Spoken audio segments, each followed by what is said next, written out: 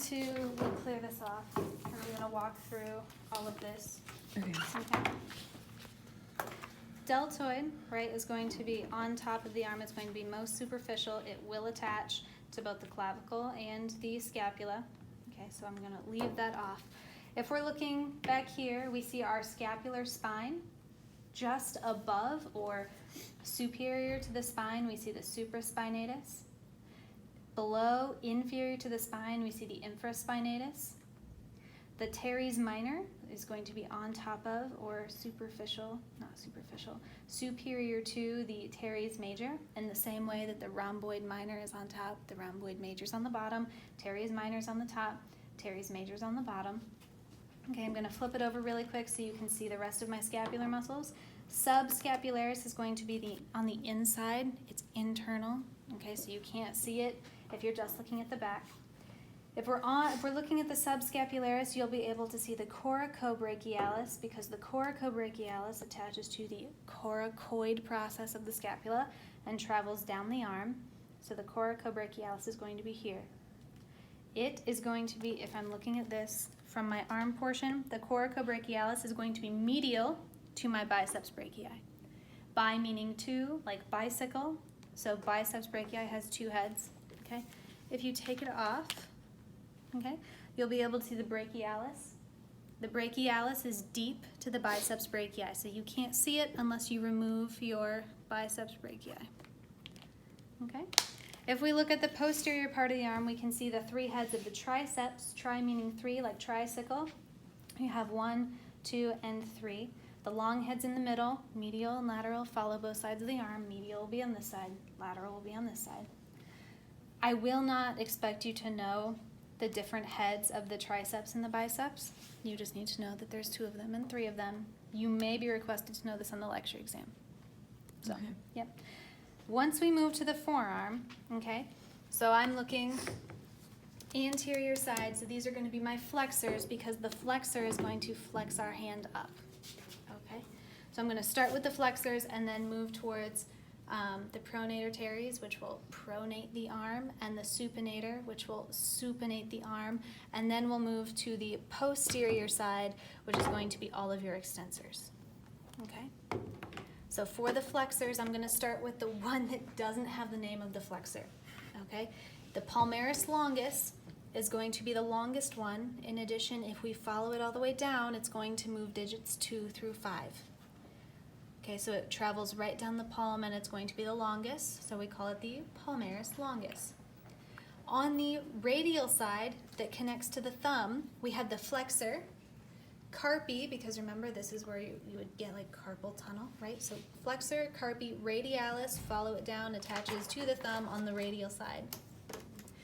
Deep to the palmaris longus, you can actually see it. I've listed it as number 26. You can see 26 right here on either side of that palmaris longus. You have the flexor, digitorum for fingers, superficialis.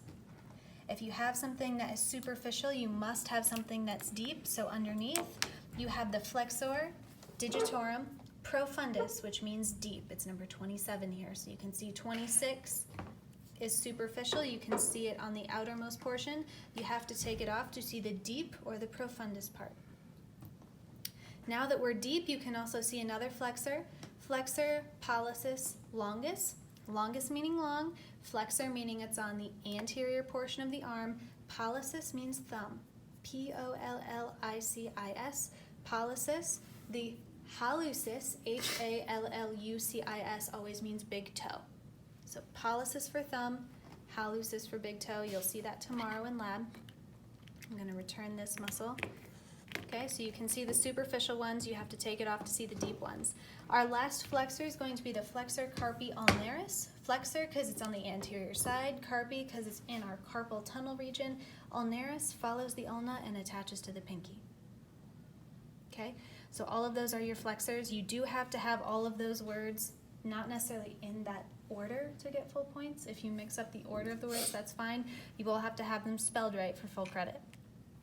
If we look at the extensor side. Is that true for all of them? Yes. Wait, what do you mean? Like there's 3 words, so she's So if saying you you can say- mix them up. The actual word is, I'm just going to use this one as an example, extensor carpi radialis longus. Let's say you, for whatever reason, you put radialis longus extensor carpi. Oh, okay. So That's we just have to I need have all the 4 words and I need them spelled right. Okay.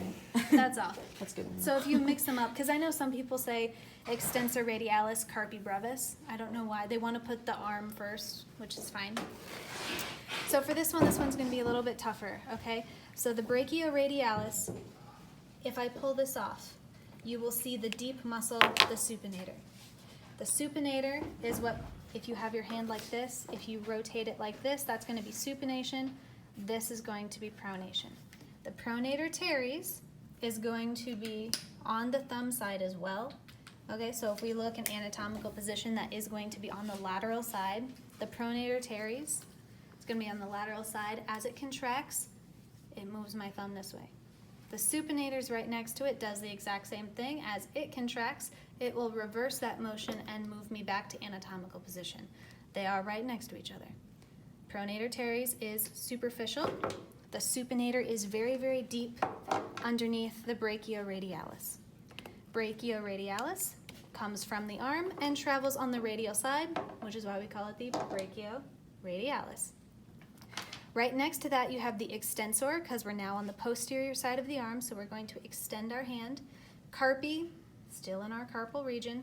Radialis, because we're on our thumb side, and longus, okay, because it's the longest.